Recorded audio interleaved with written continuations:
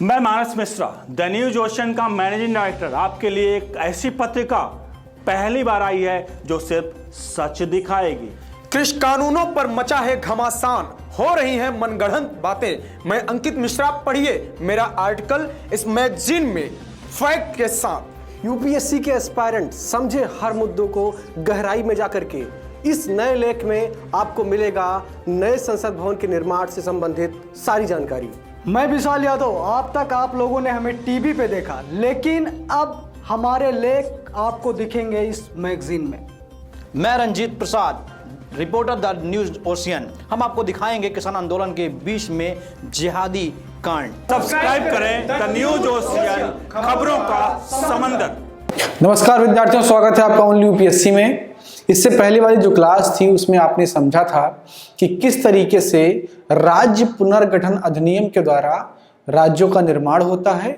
वहां तक हमने पूरी बात कर ली थी, लेकिन उस वक्त तक आपने देखा था कि 14 राज्य थे और 6 यूनियन टेरिटरी थे।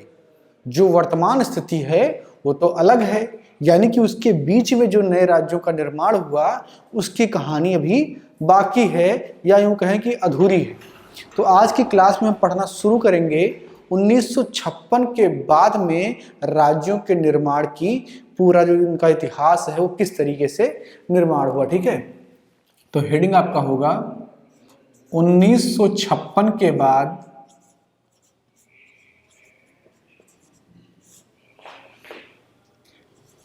राज्यों का निर्माण।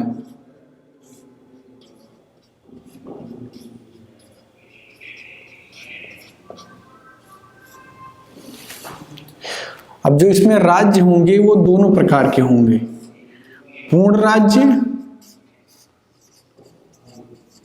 और संघ शासित राज्य।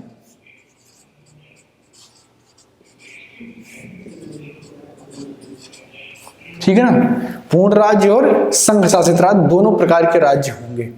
तो 1956 की स्थिति क्या है उसको मैं एक बार दोहरा देता हूं, फिर आगे बात अपनी शुरू करते हैं। 1956 का जो पुनर्गठन अधिनियम था उसके तहत 14 पूर्ण राज्य थे और 6 क्या थे, यूनियन टेरिटरी, यानी कि संघ शासित प्रदेश। ठीक है, ये स्थिति थी।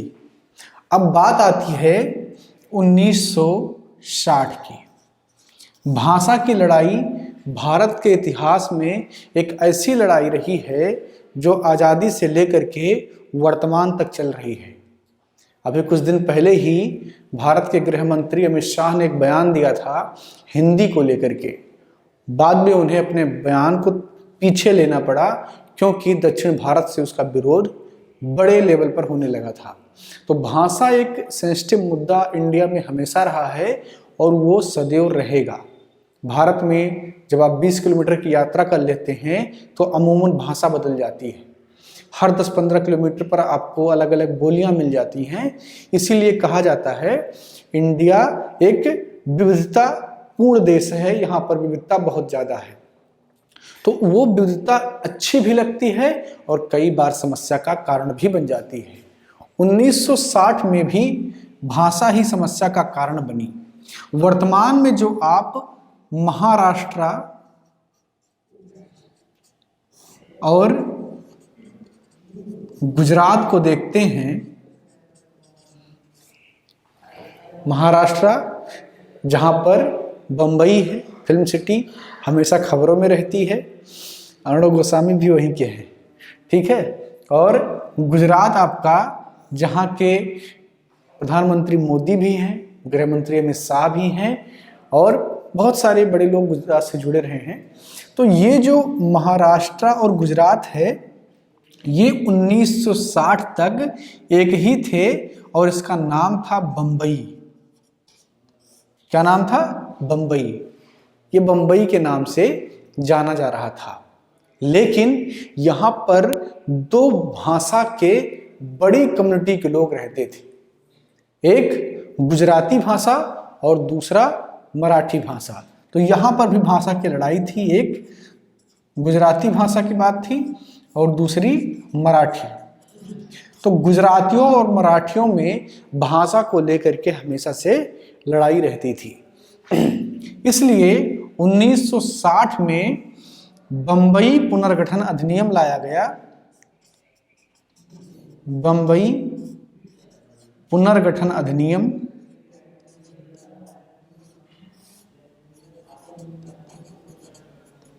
1960, और इसके द्वारा बंबई को 2 राज्यों में बांट दिया गया। गुजरात 15वां राज्य बना भारत का, और ये पूर्ण राज्य बना, 15वां पूर्ण राज्य बना गुजरात, और जो बंबई था वो महाराष्ट्र के रूप में जाना जाने लगा और इसे मुंबई कहा जाने लगा। ये जो वर्तमान की मुंबई है ये पुरानी बंबई ही है, ठीक है। तो इसको मुंबई कहा जाने लगा, जो आर्थिक राजधानी भी महाराष्ट्र की कही जाती है, देश की आर्थिक राजधानी कही जाती है मुंबई, ठीक है। और ये हुआ बंबई पुनर्गठन अधिनियम 1960 के द्वारा। अब आगे बढ़ते हैं।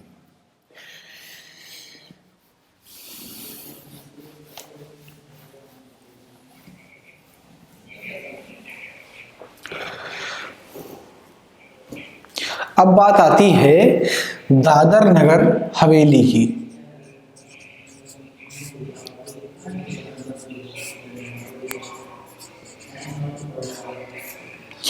देखिए, मैं यहाँ पर जिन भी यूटीज या फुल स्टेट का जिक्र कर रहा हूँ वो सब उनके बनने के क्रम में है और उसी क्रम में हम बात कर रहे हैं।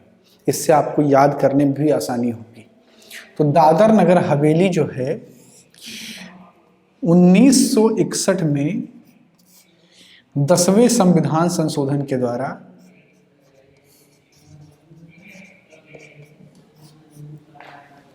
इसे जो है संघ शासित प्रदेश का दर्जा दिया गया।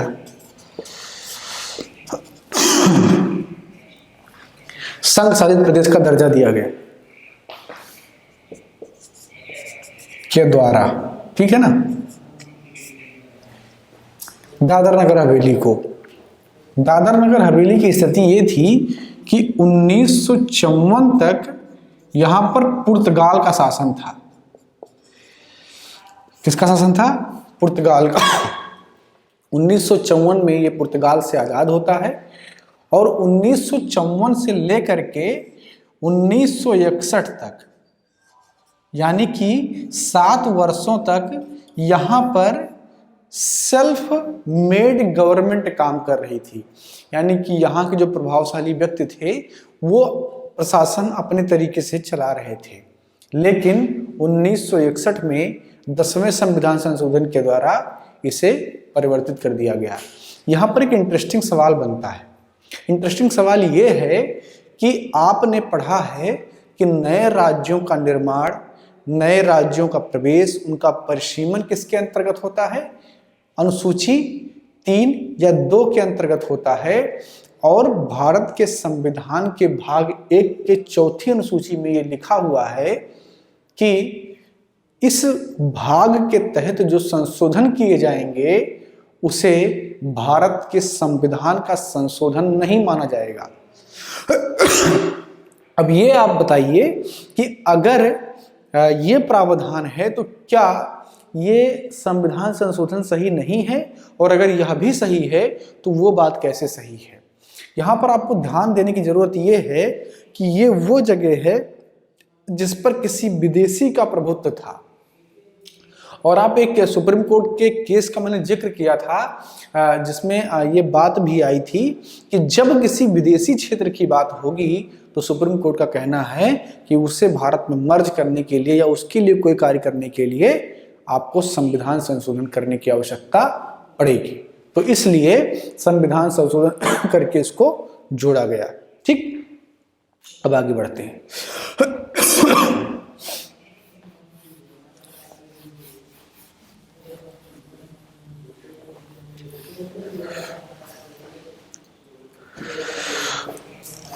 1961 में ही गोवा,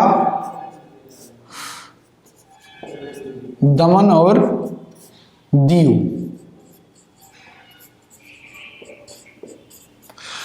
में ही गोवा, दमन और दीव का भी केस सॉल्व होता है। यह भी एक केस है। 1961 तक पुर्तगालियों ने इस पर अपना दावा बनाए रखा था, अपना दावा कभी छोड़ा नहीं था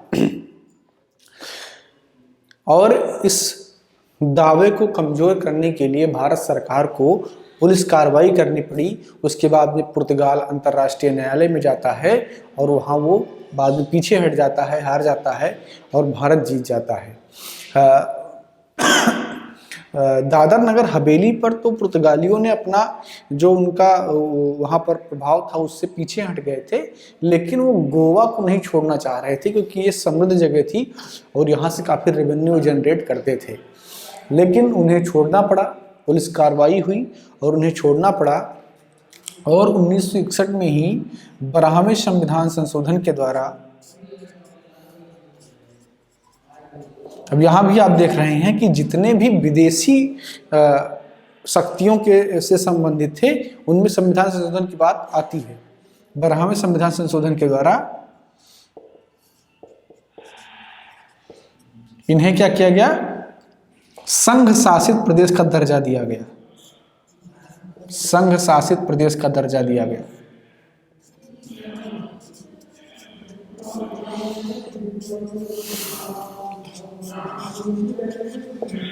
संघ शासित प्रदेश का दर्जा दिया गया, ठीक है ना। 12वें संविधान संशोधन के द्वारा इन्हें संघ शासित प्रदेश का दर्जा दिया गया और उसके बाद में फिर 1987 में गोवा को पूर्ण राज्य का दर्जा दे दिया गया।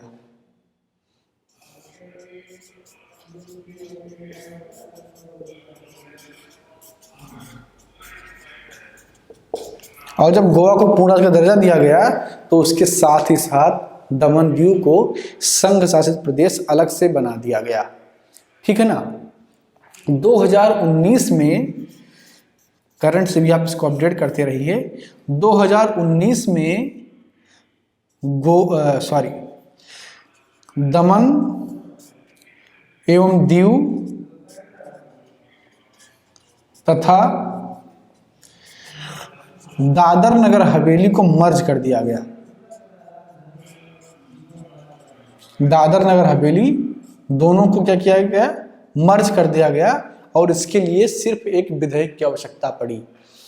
यही बात मैं आपको समझाना चाह रहा था कि संविधान के भाग 1 के अनुच्छेद 4 में लिखा हुआ है कि राज्यों का परिसीमन करने के लिए, जिसकी बात अनुच्छेद 3 में की गई है, सरकार को संविधान संशोधन करने की आवश्यकता नहीं है, एक साधारण विधेयक के द्वारा वो कर सकती है। हालांकि राष्ट्रपति की पूर्व अनुमति उसमें चाहिए जो सरकारों को बड़ी आसानी से मिल जाती है। तो ये काम जब सरकार कर रही है तो यहाँ पर संविधान संशोधन वो नहीं कर रही है। लेकिन आपको पता है कि दमन दीव और दादर नगर हवेली, इन दोनों के निर्माण में संविधान संशोधन हुए थे, अभी आपने पढ़ा। लेकिन जब इनको फिर से यानी कि इनका परिसीमन किया जा रहा है, दोनों को जोड़ा जा रहा है, तब केवल साधारण विधेयक की आवश्यकता है। इसे दमन द्वीप एवं दादर नगर हवेली मिलन या विलय विधेयक 2019 कहा गया। ये पास हो गया है और ये 26 जनवरी 2020 से लागू भी हो गया है। यानी कि ये दोनों मिल करके अब एक यूटी होंगे, यूनियन टेरिटरी होंगे और जो इनका न्यायालयी क्षेत्र है वो हमेशा की तरह महाराष्ट्र का ही न्यायालय होगा, ठीक है ना। तो ये हो गया आपका गोवा। करंट से भी आप अपडेट करते रहिए। अभी आगे जब हम बात करेंगे जम्मू कश्मीर की तो वहाँ भी मैं आपको वो सारी चीज़ समझाऊंगा जो धारा 370 में था, ठीक है। लेकिन वो इस क्लास में नहीं हो पाएगा। इस क्लास में ये आखिरी बिंदु मैं आपको समझाता हूँ, इसके बाद में फिर हम बात करेंगे अगली क्लास में। नागालैंड,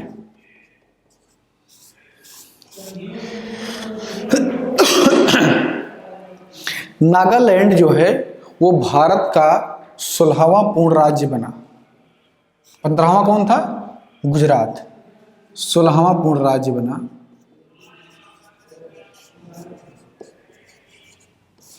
और इसमें कुछ हिस्सा असम का भी था।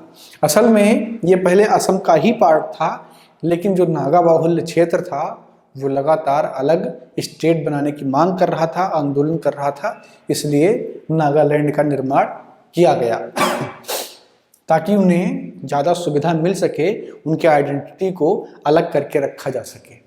और इसके लिए नागालैंड पुनर्गठन अधिनियम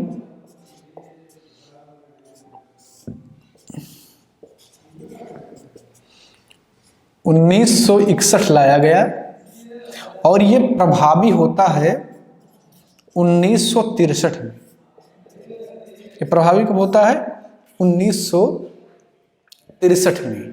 तो इस प्रकार आप देख रहे हैं कि 1963 तक 16 राज्य बन जाते हैं और यूनियन टेरिटरी में भी वृद्धि होती है। कौन कौन सी यूनियन टेरिटरी बढ़ी? गोवा, दमन एवं दीव और दादर नगर हवेली, यानी कि 8 यूटी हो गई। पहले कितनी थी? 6 थी, अब 8 यूटी हो गई और उसके बाद में 16 राज्य हो गए। ये स्थिति कब तक है? 1963 तक। आगे की क्लास में इससे आगे बात होगी कि पंजाब का विभाजन किस प्रकार हुआ, हिमाचल में और हरियाणा में और चंडीगढ़ में, यानी कि जो यूटी है चंडीगढ़, वो कैसे बटे। उसके बाद में सिक्किम पढ़ेंगे कैसे बना, मणिपुर, अरुणाचल प्रदेश, इनका निर्माण कैसे हुआ, और उसके बाद में आखिर में जम्मू कश्मीर पुनर्गठन अधिनियम जो 2019 में आया, एक बहुत बड़ा मुद्दा, धारा 370 को प्रभावी बनाना। ये सब बहुत महत्वपूर्ण मुद्दे होंगे जिन पर अगली क्लास में बात होगी। इस क्लास में इतना ही। आप क्लास को लाइक कीजिए, शेयर कीजिए। कुछ भी समझ में ना आया हो तो पूछ लीजिए, कमेंट बॉक्स में अपने सवाल लिख दीजिए। धन्यवाद। मैं मानस मिश्रा, द न्यूज ओशन का मैनेजिंग डायरेक्टर, आपके लिए एक ऐसी पत्रिका पहली बार आई है जो सिर्फ सच दिखाएगी। कृषि कानूनों पर मचा है घमासान, हो रही हैं मनगढ़ंत बातें। मैं अंकित मिश्रा, पढ़िए मेरा आर्टिकल इस मैगजीन में फैक्ट के साथ। यूपीएससी के एस्पायरेंट समझे हर मुद्दों को गहराई में जाकर के। इस नए लेख में आपको मिलेगा नए संसद भवन के निर्माण से संबंधित सारी जानकारी। मैं विशाल यादव, अब तक आप लोगों ने हमें टीवी पे देखा, लेकिन अब हमारे लेख आपको दिखेंगे इस मैगजीन में।